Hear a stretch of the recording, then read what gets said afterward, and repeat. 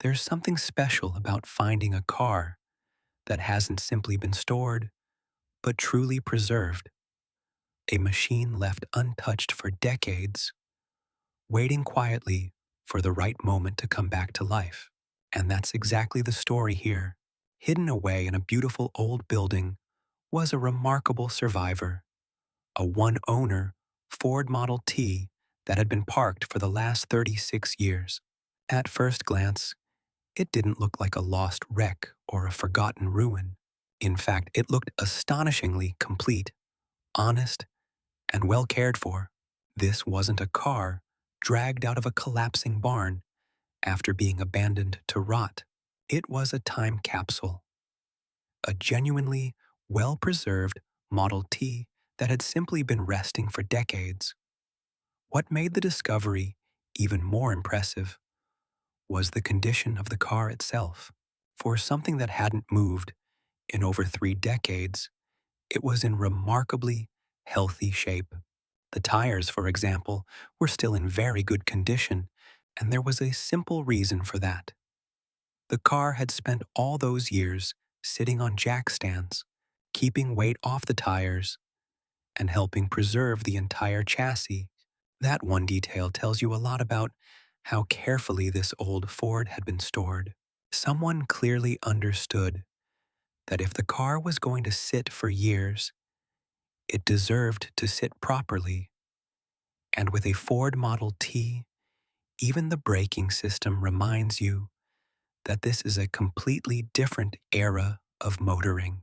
On a Model T, the main brake works inside the gearbox, not at the wheels in the way most modern drivers would expect. That means one common problem you often get with long-stored vehicles, seized brake drums, or locked wheels, simply isn't the same issue here. It's one of those fascinating little reminders that the Model T wasn't just old. It came from a completely different chapter of automotive engineering, when manufacturers were still experimenting with how a car should work.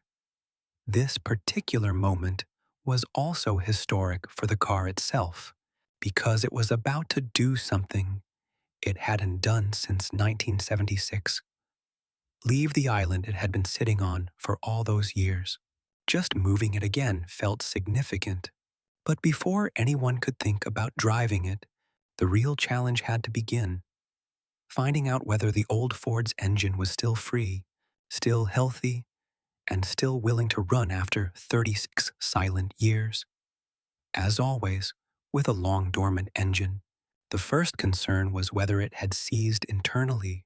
At one point, the belt was spinning, which immediately raised suspicion that maybe the engine itself was stuck. That's the kind of moment every classic car enthusiast dreads. When a vehicle has sat for decades, you never know whether rust, dried oil, or internal corrosion has locked everything solid. But fortunately, in this case, the worst fear turned out to be wrong. The engine wasn't stuck after all, a huge relief, and the first sign that this old Model T might have a real chance of running again. Even with that good news, you don't just crank an engine that's been sleeping for decades and hope for the best. A little caution goes a long way, especially on an engine this old. One of the first smart steps was to add oil into the cylinders, which is always a good idea when dealing with an engine that hasn't run in a very long time. It helps lubricate the internals, protects the cylinder walls, and gives the pistons a better chance of moving freely without damage on those first rotations. It's a small detail, but it shows the right approach. Patience first, speed second. Working on a Model T also means revisiting technology that feels almost alien by modern standards. Instead of a single ignition system like you'd find on later cars, the Model T uses individual ignition coils, one for each cylinder. That setup was part of what made the car both simple and ingenious in its own time. But after decades of sitting, electrical oxidation becomes a real problem. So, attention turned to the coils and their contacts, with oxidation being carefully cleaned away. Sometimes, bringing an old car back to life isn't about giant repairs. It's about patiently fixing all the tiny little things that time quietly destroys. Once the corrosion was cleaned up, it was time for one of the most satisfying moments in any revival: reconnecting power and seeing whether the ignition system would respond. Electricity was added, the coils were tested, and thankfully, they came back to life beautifully. That's one of those breakthrough moments that completely changes the mood of a project. Suddenly, you're no longer dealing with a silent artifact. You're dealing with a machine that might actually speak again. Next came another essential check: oil level. On the Model T, even this is wonderfully old-fashioned. Instead of a modern dipstick system, the engine uses small valves or petcocks to check the oil level. When oil begins to come out of the upper opening, you know the level is correct. It's simple, mechanical, and a perfect reminder of how early automotive engineering relied on straightforward, practical solutions rather than convenience. For modern viewers, it's one of the most fascinating parts of seeing a Model T revived: the realization that almost every control and maintenance step follows a different logic than what we're used to today. Then there are the controls. In a modern car, you step in, turn a key, and go. In a Model T, driving is an education. The throttle is located on a lever behind the steering wheel, and another lever is used to adjust the ignition timing. That alone tells you how much more involved early motoring really was. The driver wasn't just steering the car, he was constantly managing its behavior, balancing spark timing, throttle, and manual starting technique in a way that made driving feel almost like operating machinery rather than simply using transportation. Of course, there was still one big obstacle left: actually starting it. The battery on hand wasn't exactly ideal for a Model T, but it was enough to continue testing. A little starting fluid was added to help wake the engine up, and then came the part that always looks both exciting and slightly terrifying on an old Ford: hand cranking.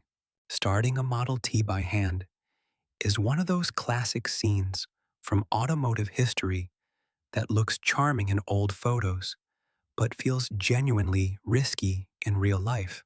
If you don't know what you're doing, a hand crank can fight back hard.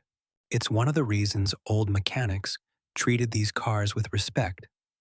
But then came the moment every revival is chasing. After years of silence, careful preparation, oiling, cleaning, checking, and cautious optimism, the old Ford finally came to life. And not only did it run, it sounded healthy. That's the part that makes a resurrection like this so rewarding. You're not just hearing noise, you're hearing proof that the machine survived.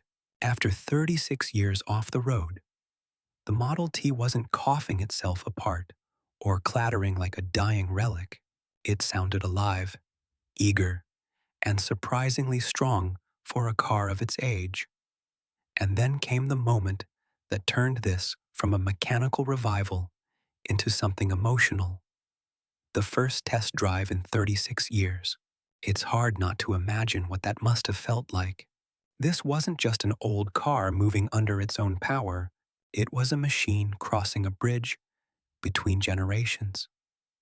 From the early days of motoring to the modern world, from decades of silence back into motion, every foot it rolled under its own power was a reminder that preservation matters, that careful storage matters, and that even after decades of inactivity, a car built with honesty and simplicity can still return to life.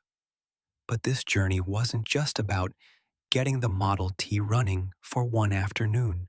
It had a destination, a new home where it could be appreciated by far more people. After leaving its longtime resting place, the Ford was driven into its next chapter, a car museum. Specifically, it was heading to Härnösands Museum, the largest car museum in Sweden, and in many ways, that feels like the perfect ending. Instead of disappearing back into storage, this one owner survivor now gets to become part of a larger story, displayed not just as an old car, but as a preserved piece of motoring history. And that's really what makes this whole story so satisfying. Yes, it's fun to watch an old engine come back to life. Yes, it's exciting to see a first drive after 36 years. But the deeper appeal is what the car represents. The Ford Model T wasn't just another antique automobile, it was one of the most important cars ever built, a machine that helped put the world on wheels.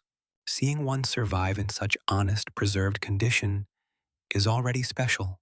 Seeing it run again after decades of silence makes it something even better, a reminder that history doesn't always have to stay frozen. Sometimes, with a little patience and a little care, it can start right back up. So the question now is simple. If you found a one-owner Model T that had been parked for 36 years, would you preserve it exactly as it is, or would you fully restore it?